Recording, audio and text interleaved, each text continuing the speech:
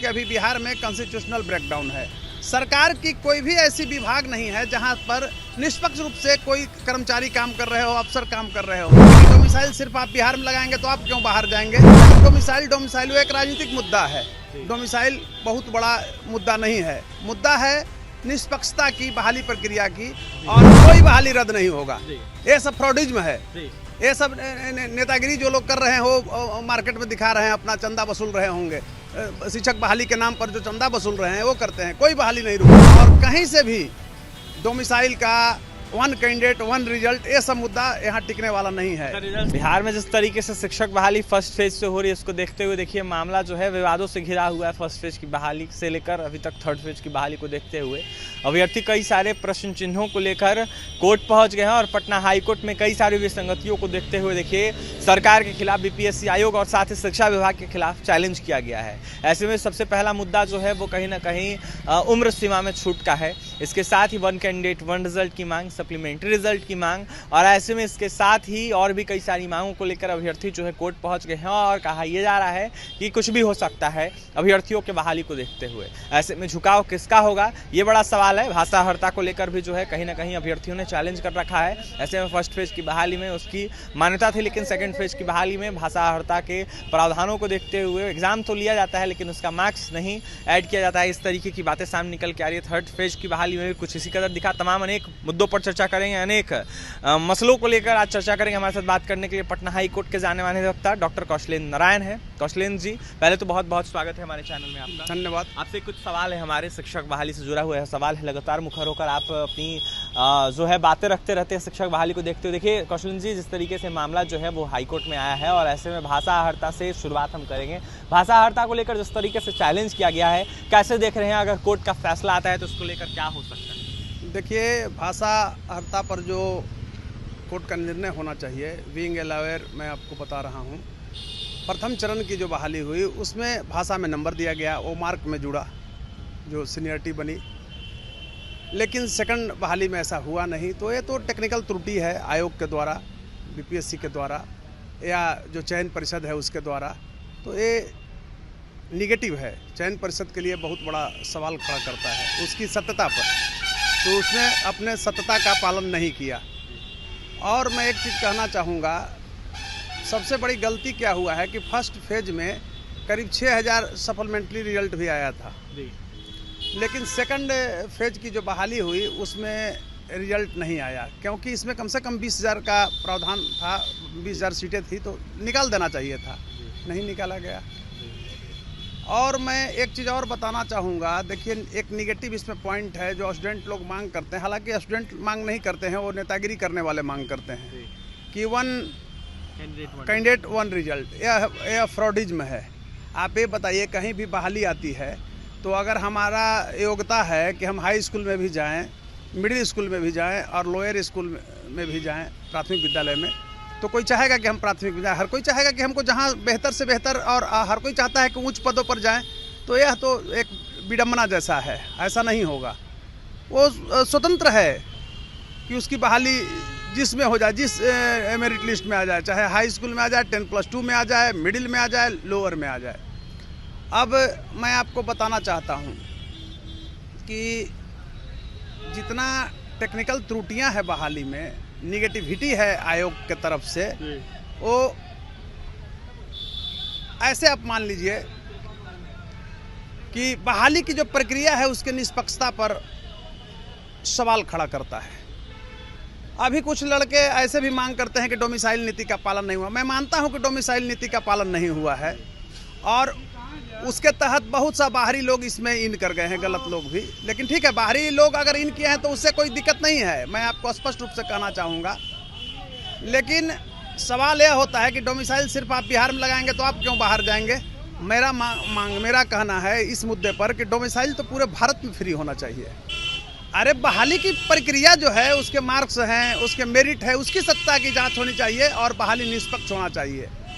इस पर कोई सवाल खड़ा होना चाहिए। लेकिन अब डोमिसाइल वो एक राजनीतिक मुद्दा है। डोमिसाइल बहुत बड़ा मुद्दा नहीं है। मुद्दा है निष्पक्षता की, बहाली प्रक्रिया की। और मैं बार बार बोलता हूं कि अभी बिहार में कॉन्स्टिट्यूशनल ब्रेकडाउन है।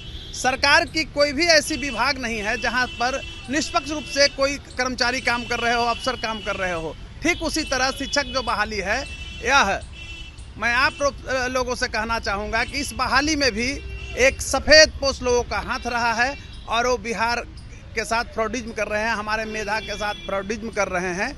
और कहीं से भी डोमिसाइल का वन कैंडिडेट वन रिजल्ट ये सब मुद्दा यहाँ टिकने वाला नहीं है। रिजल्ट से पहले जो काउंसलिंग की मांग है वो कहाँ तक थी? वो ठीक है, वो चल सकता है, वो मुद्दा सही मानना है, वो मतलब लीगल मुद्दा भी है।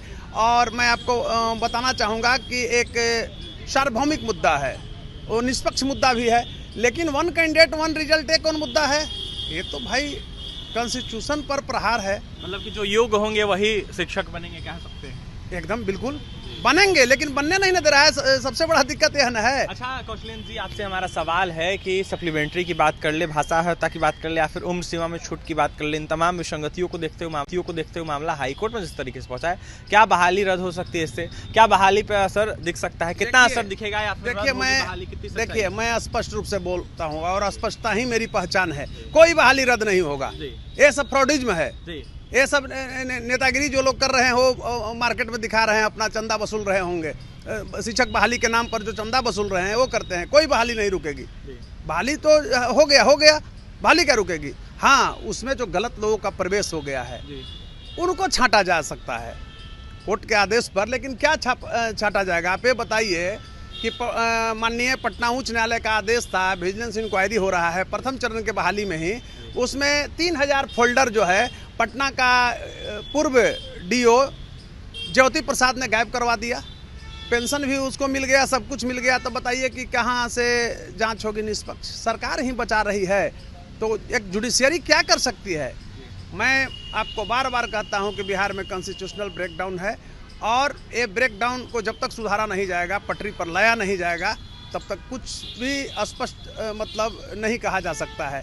हर बहाली में आप देखिए ना, गलत तो हो रहा है ना। अभी देख रहे हैं ना कि ये सिपाही का जो बहाली हुआ है, तो डीजीपी जो रह चुका है बिहार का एसके सिंघल, और वो बताइए कि इसका सिपाही चयन परिषद का अध्यक्ष थे और क्वेश्चन की छपाई इस समय 10% कमीशन लिया, बताइए। और जानते हुए भी सरकार आज तक बचा रही है, इतना बड़ा फ्रॉड है। मैं इसमें एक मुद्दा मांग किया हूँ सरकार से कि 2005 के बाद पटना में जितना भी ज़मीन बिका है, पटना, मुजफ्फरपुर, गया जैसे शहरों में, भागलपुर जैसे शहर में, तो आप जांच करा लीजिए कि कौन लिए हैं। इसमें आपको मैं बता रहा हूँ 90% यहाँ के आईएएस और आईपीएस खरीदा है ज़मीन, अपने रिश्तेदार के द्वारा, साला के द्वारा के नाम से, साली के नाम से, बेनामी संपत्ति जिसको कहते हैं, एक खरीदा हुआ है और सब पैसा लूटा है सरकार को। तो कहीं कुछ नहीं है। सरकार के अगर माने वो इस रूप में कहिए कि अस्पष्ट रुख है तो जाँच करा दे, तो सरकार के अस्पष्ट रुख के चलते इतनी मशक्कत उठाने पड़ रही है।